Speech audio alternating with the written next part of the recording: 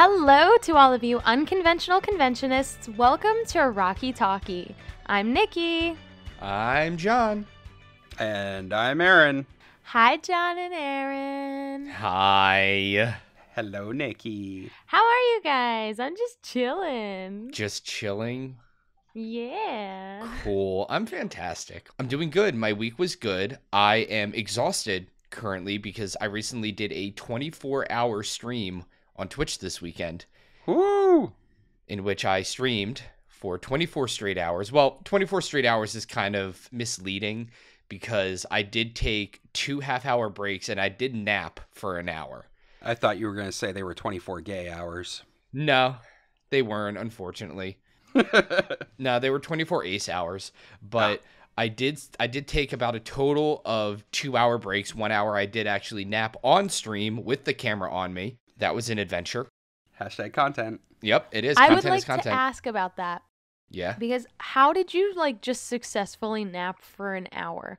I would do that. I would lay down to fall asleep 3 hours into my 24-hour stream and wake up when the stream is over. Well, so the stream will never end unless you tell it to end. So if you fell asleep and woke up 3 hours later, then you just would have been on stream for More 3 like hours 23 sleeping. hours. Yeah, that.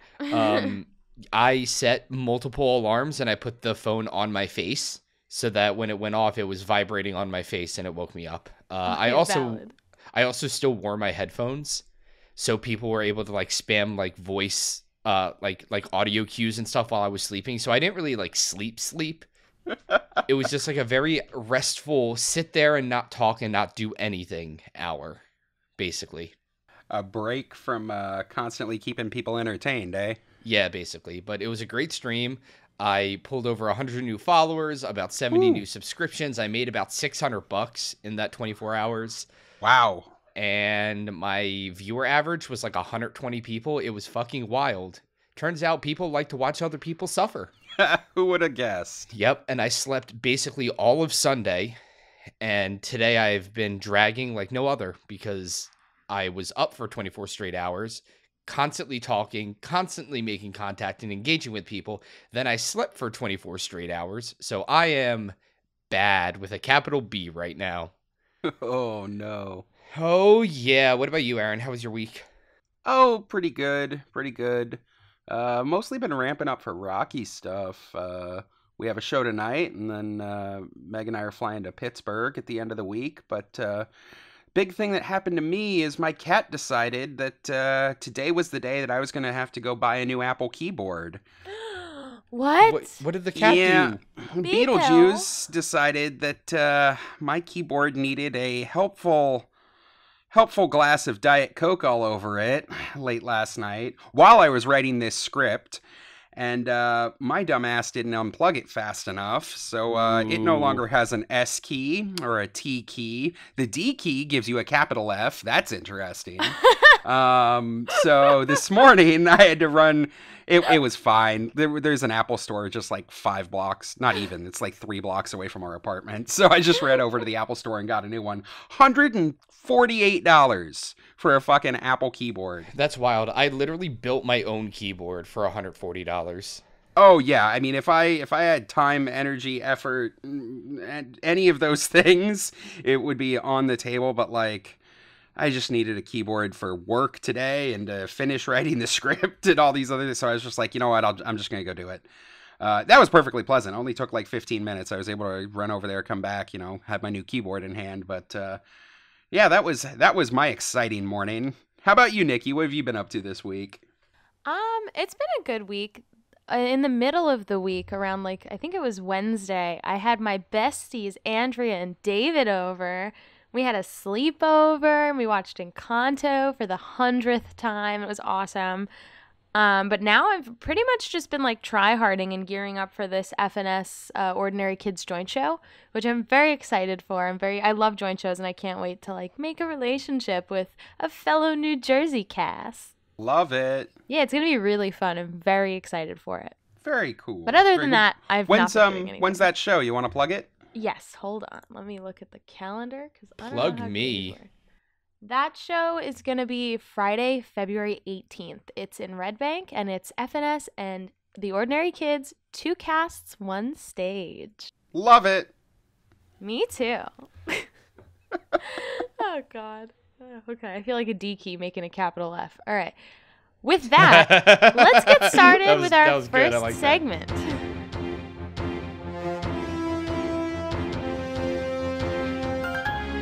First up in global news, we here at Rocky Talkie are pleased to announce that we're about to receive our first ever appearance from Meatloaf from beyond the grave.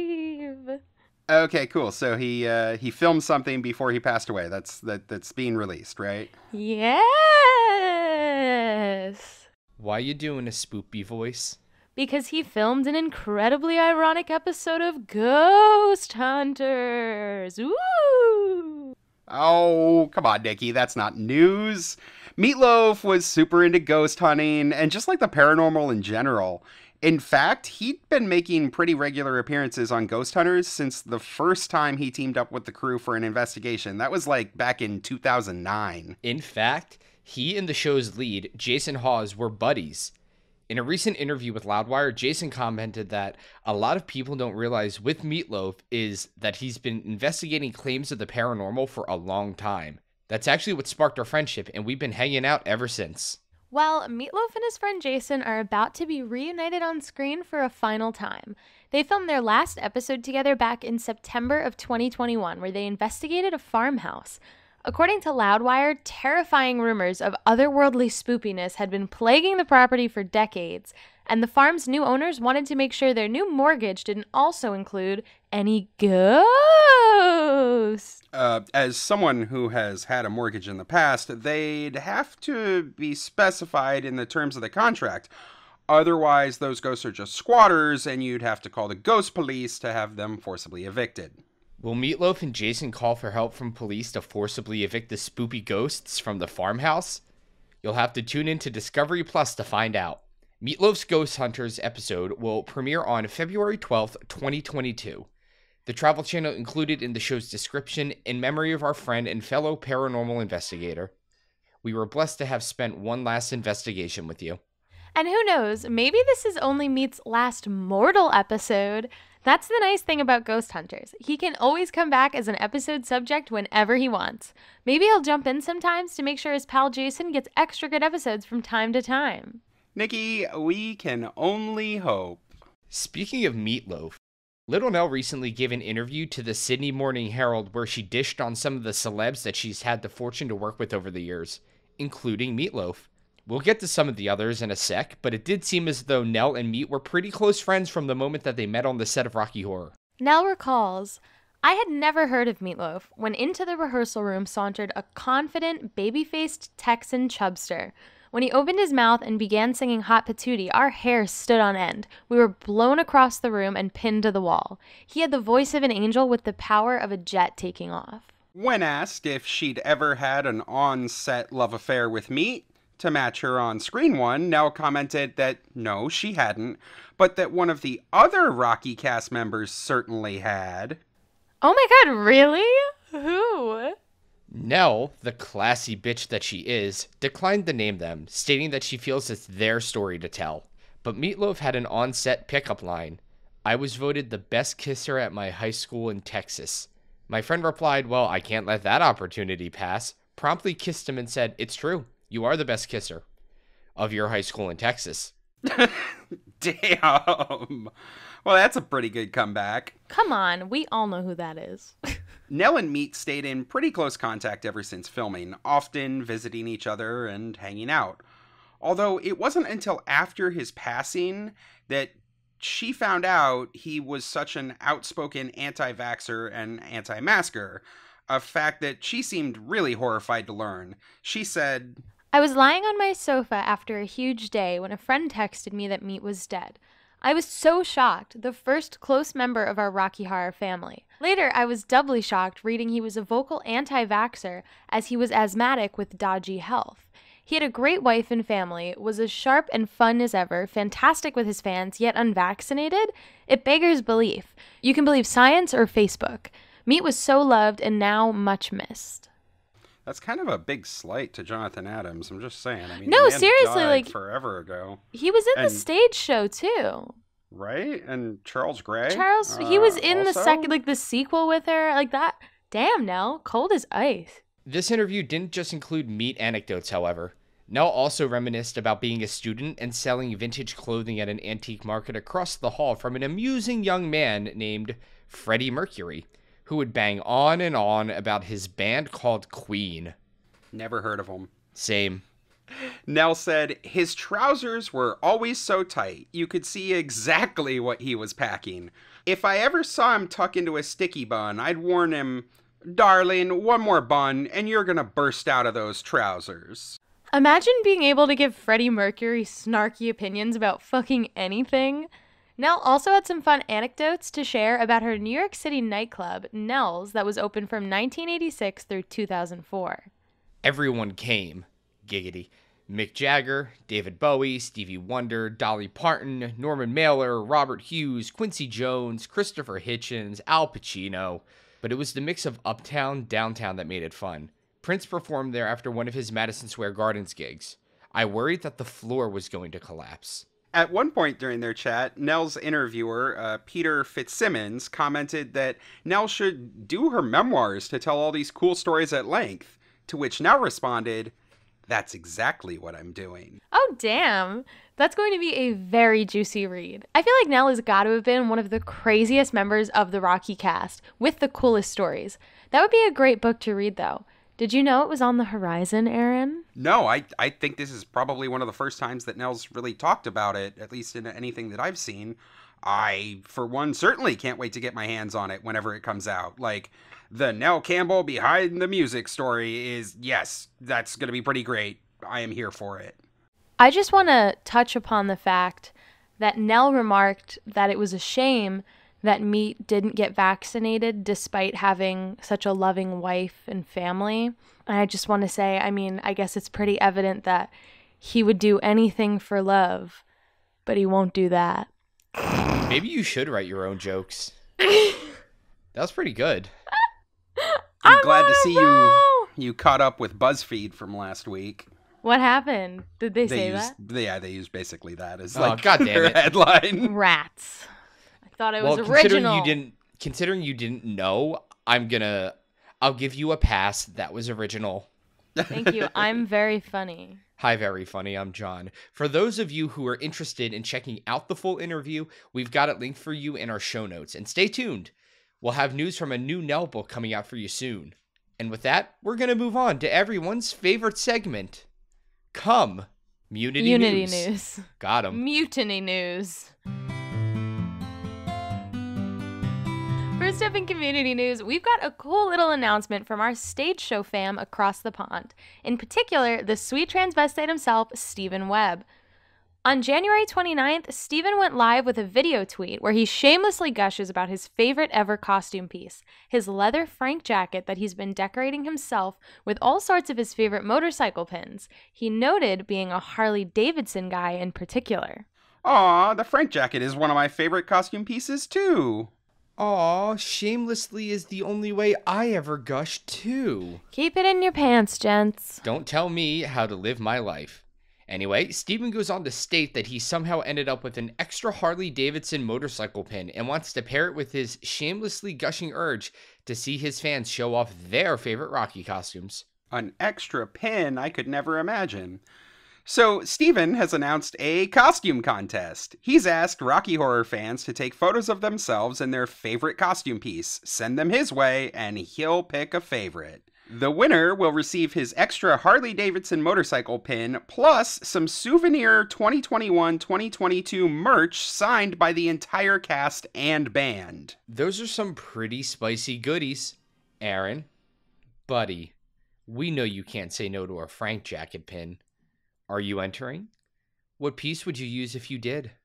Well, quite frankly, I'm not sure that Steven Webb's given out screen-accurate Frank pins, so what would I have for a stage-worn Frank pin? That doesn't sound useful to me. No, of course I am going to enter for this. I mean, what would I even send, though? It's got to be like my Probably my Eddie jacket. That's certainly like my favorite piece. It is hyper, hyper, hyper accurate. And like, I have put so much time into that. And like, yeah, I think it would have to be that. It'd have to be my Eddie jacket. What about you, Nicki?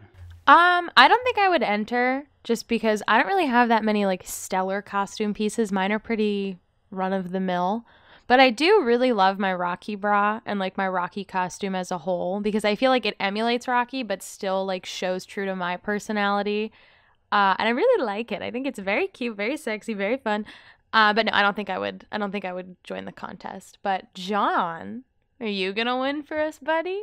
I feel like Aaron is probably the one that would be most likely to win this. But Yeah. if I did have to enter, I'd probably say my perfectly screen accurate Columbia costume that I was gifted to by Aaron and Meg for planning their wedding, or probably my Riff hairpiece, because I find a lot of people who play Riff, particularly the ones who are bald, don't go the extra mile to create a hairpiece for themselves, and they just kind of perform it bald. And I think that really sets me apart. And my hair is really gross. It's super accurate. I actually don't even wash the wig to really get the stringy disgustingness that is Richard O'Brien's riffraff hair. Oh. To be fair, I do need to remake it because the lace is so caked with spirit gum. But I'm really bad at that, so that's going to be a job for Savannah. No, I personally believe that Magenta would win this whole thing. I remember the first time that I played Magenta, I sprayed my beard red and I put the doily in my beard. Those were good times. I don't know why you're selling yourself short, Nicki. I mean, if your Rocky bra is your favorite costume piece, I'm pretty sure he'd notice a picture that you sent him of that. I'm just saying.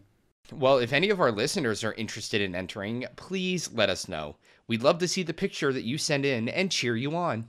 To enter the competition, all you've got to do is send in a photo of your lovely self dressed in your favorite costume piece to Steven Webb, whom you can find at Steven Webb 1983 on Twitter. Born in 1983? Man, I haven't done anything with my life. Make sure you get your entries in soon. He'll be choosing a winner on Saturday, February 5th. And speaking of sending in fun photos, the Francis Bacon Experiment will be teaming up with Sweet Translucent Dreams to co-produce a virtual show on RHPS Live. Yay! Yay! They haven't dropped an official show announcement yet, or we'd be all over that. But they have put out a community call to action. As a tribute to everyone's favorite pizza delivery driver, STD and Buffalo will be putting together a pre-show video and are asking the community to send in either their favorite pictures dressed as Eddie or your favorite pic as Columbia with Eddie, or even a short Eddie performance video. If you want to contribute, make sure to send in your name and cast affiliation so they can, of course, be included in the video. You can send your stuff in to rbe.rhpsbuffalo@gmail.com or drop them in the comments of the Facebook post, all of which we'll be posting in our show notes. And don't forget, all submissions will be due by February 13th at the latest, so make sure you get them in before Valentine's Day. Aw, that's sweet. Those casts always come up with such great content, so I'm sure whatever pre-show they come up with will absolutely be adorable and heartfelt. And last but certainly not least in community news, we here at Rocky Talkie would like to give a huge shout out to our friend and a massive supporter of our show, Rowan Kamore. Hi, Rowan. Hi, Rowan. Hi, Rowan. Hi, Rowan. Rowan? Otherwise known as Larry Murphy, the dentist. That's from your D&D campaign that you did on your live stream, right? Yes, it was fucking hilarious. Rowan absolutely stole the show. Amazing. So in addition to stealing that show, Rowan recently made a post on Facebook psyching themselves up about their upcoming audition for the Rocky Horror Show. The auditions will be taking place this weekend, and if the powers that be are good enough at their jobs to cast Rowan as whatever the part they want, you can look forward to us plugging the absolute shit out of that show in the coming weeks. I believe that Rowan is gunning for Frank this year. I'm shocked. Hi, Shocked, I'm John. Hi, John. I'm Nicki. Rowan, we wish you no luck in all of the broken legs in the world. And if for some reason you are involved with casting for this show and you don't cast Rowan as Frank, we're going to have a conversation. That's right, I'm threatening you. Okay, our lawyers say that John is not threatening anyone. We wish everyone the best in their auditions, and by no means wish to sway your vote. Cast Rowan. And when you're a rich, famous Broadway superstar, please hire us as your faithful handymen, maids, sex slaves, and pizza delivery boys, in whichever order you prefer. Rowan, we love you, buddy. Knock 'em dead. And with that, let's move on to everybody's favorite segment. That's right, it's time for your weekly dose of NAAQ. I'm Nicki, and this is where I get to ask all the hard-burning questions all about our favorite movie. You said hard and burning. Not this week, John. Next week? Maybe. I was thinking about last week where we talked about all the auditions for the original stage show. And just to have been there and seen the start of all of it. I mean, I love a good origin story. That's not an idea for a new Disney Plus show. Stop it, you stupid mouse-shaped corporation. We don't need a Rocky Origins TV series. Or do we? No. But maybe? Anyway, I don't want to talk about the stage show this week. I want to talk about the movie. And I want a good origin story. Okay, what do you want to do? The auditions for the movie? Because, I mean, honestly, that's a lot of, random... No. Not the making of the movie. You lost me. Of the movie. Of the midnight cult film. The Rocky Horror Picture Show. Jesus, sometimes with you people. I'm still lost. Rocky Horror is a midnight cult movie, right? Yes. Well, where's that come from then? A midnight cult movie? We've talked about this so many times. The movie was a commercial flop. It did okay in LA and very few other places. Its release in New York was canceled. Tim Deegan, a VP of advertising at Fox, got Rocky shown as a midnight movie at the Waverly, New York. It spread. Yeah, it continues to be the most successful midnight movie of all time. Well, where's that come from then? Midnight movies? Okay, sure. I mean, it's not really about Rocky Horror, though. I feel like going a little off the beaten path this week. Let's do a little general knowledge. I'm great at general knowledge. General knowledge? Really?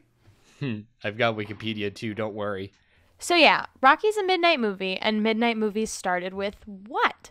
I can name a bunch, like The Room, Showgirls, any major Marvel drop. But what was the first midnight movie?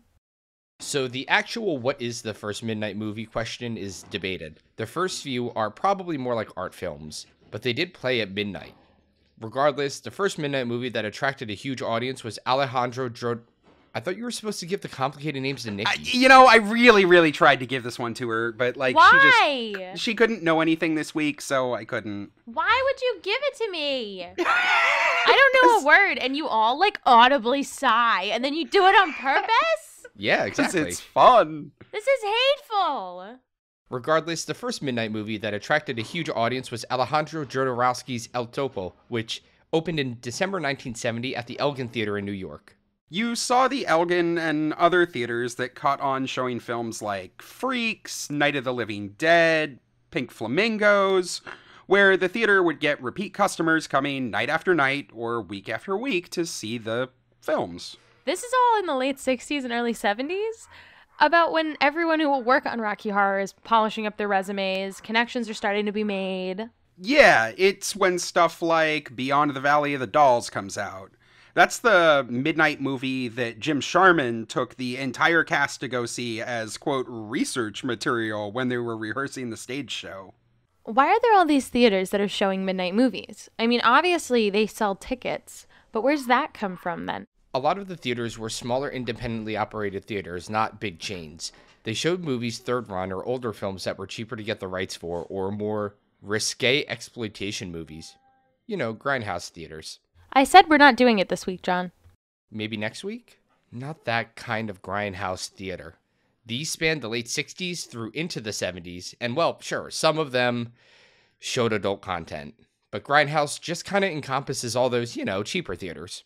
Yeah, those are the ones that showed midnight movies. It was cheap enough to get the staff, the rights weren't as expensive as the mainstream first run releases, and you had a dedicated audience that returned to see these films again and again, often regardless of the film, as long as it was suitably weird.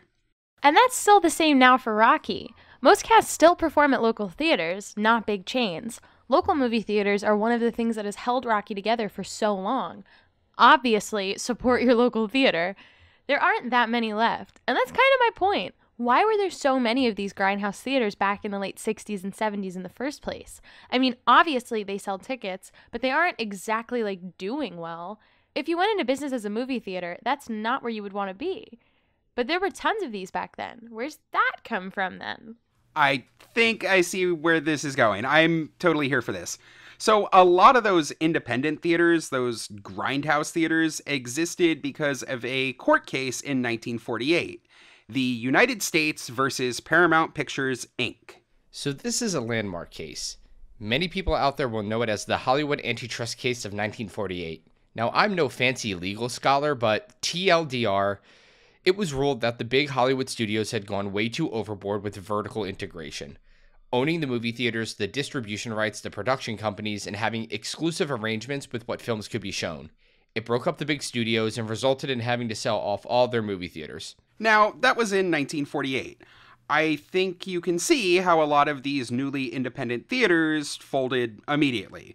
But for many, it took decades of decline to get to the state they were in by the early 70s. It's sad. All those pretty theaters with nice stages, they would have been just perfect for Rocky, slowly wasting away. That was a big part of it too. In the 50s and 60s, in a push to compete with television, the big studios started doing a lot of improvements in filmmaking and just honestly weird novelties that all required the theaters to update their technologies and to renovate. They did more color films, they added CinemaScope widescreen movies, there was 3D movies, not to mention the meteoric rise of drive-in theaters. Coupled with television, I mean, it was in over 2 million households by 1948. The movie theaters were in trouble. And a lot of those theaters were the big ornate picture palaces that had been built by the studios in their heyday. Grand affairs with stages, chandeliers, and balconies. Now, in independent hands and needing renovation, a lot of them slowly converted into what we really think as a modern movie theater. There's no stage, they are much less ornate. Many were destined to become the grindhouse theaters by the early 70s. We've all seen these, maybe a pretty facade, but the Walmarts of movie theaters. And it's this whole era where the big movie palaces are disappearing and being renovated into little boxes with seats and a screen. All throughout the 50s and 60s, it's going on all over the world. And this is what Richard O'Brien is making reference to in Science Fiction Double Feature.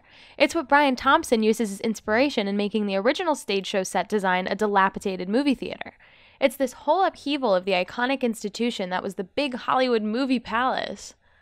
It was really the end of an era, and one of the reasons I think Rocky Horror resonated so well with audiences when it was initially released. Everyone had seen the decline of the ornate picture palace. But what were those places doing at midnight? I mean the movie palaces. If they are the ancestor to the grindhouses that showed the midnight movies that eventually begot Rocky, what comes before the midnight movies in the late 60s? In the 50s, you've got these big movie palaces, they're showing films, but they've got full stages and are big grand performance spaces. They must have been doing shows too. What was the midnight movie, the Rocky Horror of the movie palace age? In 1965, there's a film release that you might say is the Hollywood mass market version of what had been going on in the movie palaces since the late 20s, and that's The Spook Show. One of the last dying gasps of the lost performance genre of The Spook Show is the short film Monsters Crash the Pajama Party. This came out in 1965, remember, and during the movie, a gorilla jumps out of the film, while an actor in a gorilla suit comes from behind the screen, grabs a member of the audience who is also an actor, and drags her back into the screen. You see, she was wearing the same clothes that the actress in the film had been dressed in. Wow, stop me if you've heard this one much. Some studio-marketed audience participation in this economy? But what do you mean it's the Hollywood mass market version of The Spook Show? What's The Spook Show? So, a spook show is what was going on at the picture palaces at midnight from the 30s through the 60s. And they are pretty much what they sound like. They're scary live shows. They're like horror acts.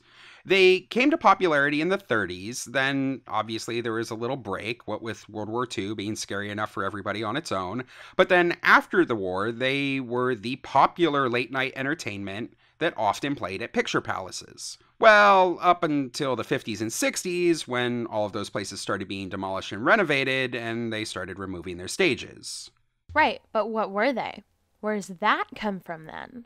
So, spook shows are a fascinating performance art that get their roots in the turn of the century rise in spiritualism and the idea of speaking to the dead. This is the boom era for self-proclaimed clairvoyants, mystics, mediums, and spiritualists. Or, as I like to call them, charlatans. Whatever it was. Americans at the turn of the 20th century were fascinated by it. A lot of magicians, famously Harry Houdini, had done research into the supposed psychics and mystics, attended seances, and being dismayed at what he found. Ooh, spooky. Not so much spooky. What Houdini saw was just classic magician's tricks. Very, very old tricks that no discerning magician would ever put on stage. From that point forward, Houdini made a second career of traveling the country and debunking these spiritual frauds, one after the other. So how does Houdini connect to the spook shows? He died in like the 20s. You said these were a thing in the 30s. Well, it took another magician to use some of these techniques that Houdini had exposed, and more importantly, change the context that they were used in to create the spook show. In 1929, a stage magician named Elwyn Charles Peck, he performed as Elwyn, debuted the Elwyn's Midnight Spook Party. Say Elwyn again. Elwyn! Nice. The show opened with Elwyn explaining to the audience that he was in contact with the spirit world and that they should be prepared to see some terrifying things over the course of the next hour. Objects moved mysteriously. Eerie sounds came out of the darkness. And at the end of the show, the theater went completely dark as the spirits of the dead appeared and vanished on stage and flew over the heads of the audiences. That sounds a lot like a seance, but it's not. Because he's not doing the cheesy, you can talk to your dead grandmother. It's just like a scary show. How'd they make the spirits fly all over? Glow-in-the-dark paint was a pretty new invention. And in the dark with some fishing line, and I think you can figure it out. It's probably a good thing that there are no photos or videos of most of these shows. For one, they were in the dark. And two, it would probably look pretty cheesy to a modern audience. But I guess you've got to remember this was never before seen stuff. Not just some glow-in-the-dark skeletons you see at Halloween time. Nobody had seen that before. And over the next 30 years, spook shows would evolve to become full-fledged horror performance acts with a lot of audience participation, and even some good old Hollywood tie-ins. Eventually, they would come to be known by other names as well. Midnight spook shows, midnight ghost shows, or even later, midnight monster shows. And that also shows you the evolution a little bit. There's a big leap from a magician doing a glorified seance to a gorilla jumping out of a screen and pulling in an audience member. I mean, it's all just performance, right? So there's a continuous thread.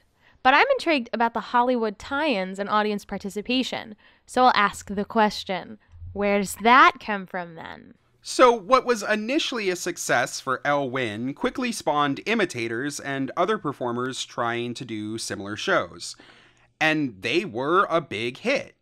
Toledo-based Jack Baker, aka Dr. Silkini, was the king of the midnight spook shows. He took what Elwyn had established and innovated on the format. He took the basic magical routine and infused a lot more comedy.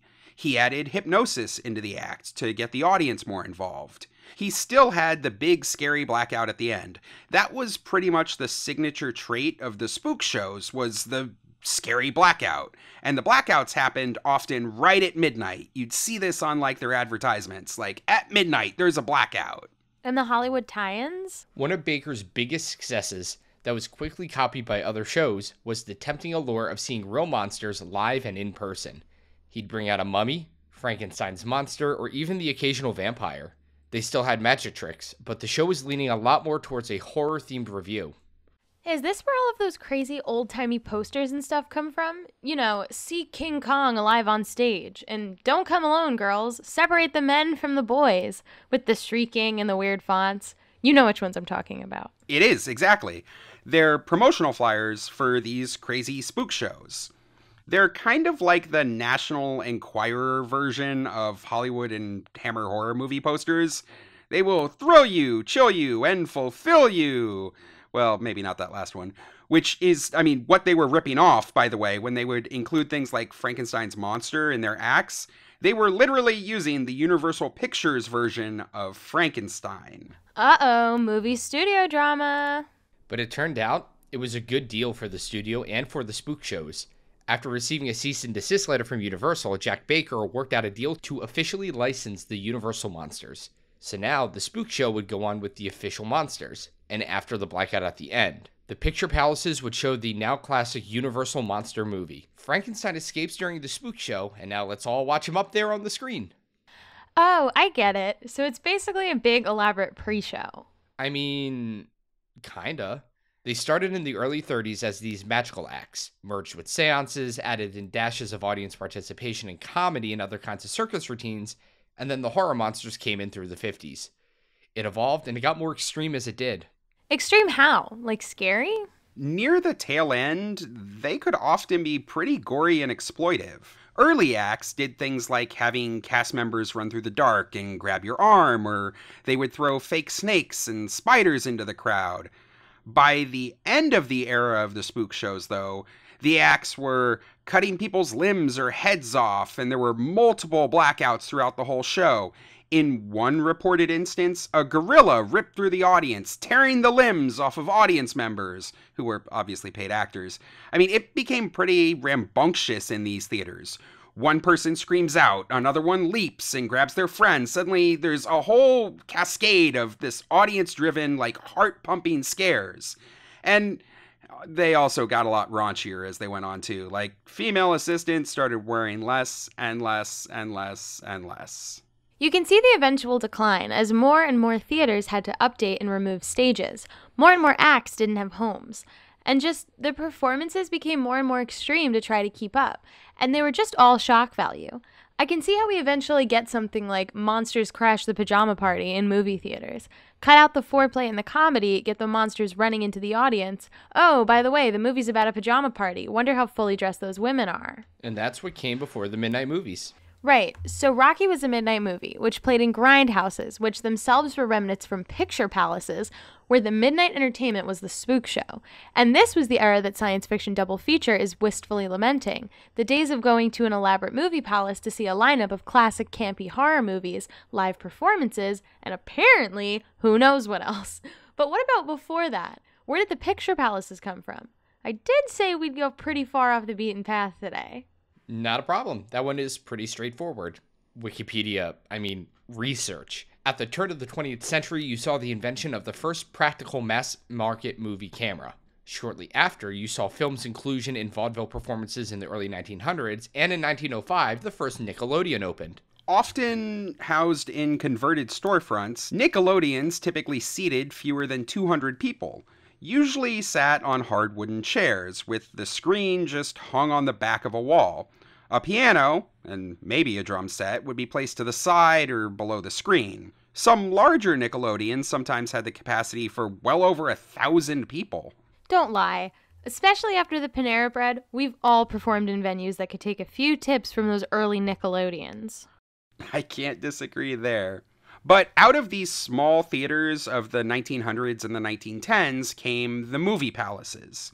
See, these storefront theaters and Nickelodeons catered to the busy work lives and limited budgets of the lower and middle classes. Motion pictures were generally only thought to be for the lower classes at the time, as they were simple, they were short, and they cost only 5 cents to go attend. That's how you get the term Nickelodeon. The movies cost a nickel. While the middle class regularly began to attend the Nickelodeons by the early 1910s, the upper class continued to attend stage theater performances, mostly things like opera and the big-time vaudeville performances. However, as more sophisticated, complex, and longer films came out, there were stronger upper-class desires to go to the movies. Thus was the demand for higher-class theaters. The big movie studios, who were so keen on the idea of vertical integration, welcomed that demand. Yeah, we'll see how that works out for them in 1948. Stupid big corporations. This is why you got theaters with names like the Regal or the Majestic. They were specifically built to put off an air of wealth and privilege and high culture among those who paid for the experience. Marcus Lowe, he's the American movie mogul. He was the founder of Lowe's Theaters, and he bought MGM at one point. He purportedly said, quote, "People buy tickets to theaters, not movies." Let's see how that works out when streaming becomes a thing. Yet many of these picture palaces were giant, ornate affairs, and to hedge their bets, the studios made sure to include stages and space for musical accompaniment. Vaudeville was still around. I mean, it was in its dying days, but it was still around. It was slowly being smothered out by the newfangled mass market radio, and now film. But there would always be traveling shows, and I mean, a nice stage really did make the space look pretty grand. Some were just renovated vaudeville theaters. Minor alterations to add a film projector and a screen. It was actually a lot of these 20s vaudeville magicians and stage acts that became part of the Spook shows in the 30s and the 40s. So then I guess I have to ask, just to, round it out, where did all those vaudeville theaters come from then? Just to be complete. Did you know? Between the late 1880s through the 1920s, vaudeville was home to more than 25,000 performers and was the most popular form of entertainment in America. No, why would I know that? Go on. Throughout the 1850s and 60s, variety entertainment became popular among the frontier settlements in large urban areas. These shows, intended for all male audiences, were obscenely comical. There were usually a dozen or more acts, and the shows went on for hours. Musicians, dancers, contortionists, tumblers, actors, magicians. But the real focus of vaudeville was comedy. You saw all sorts on stage. Honestly, the history of vaudeville is just more than enough content to fill several episodes of a podcast. But as we hinted before, it was the rise of radio and, in a little bit, film that really just ushered in a new era and spelled the fall of vaudeville. Yeah, change my mind. I don't think we need to get into the history of vaudeville today. I think we can stop there. I mean, Rocky all the way back to vaudeville, with stops in the middle for grindhouse, spook shows, and picture palaces. I think I'm pretty well full up with this snack. Where else could we possibly go? Well, vaudeville was a fusion of centuries-old cultural traditions, including the English music hall, minstrel shows of the antebellum America, and Yiddish theater.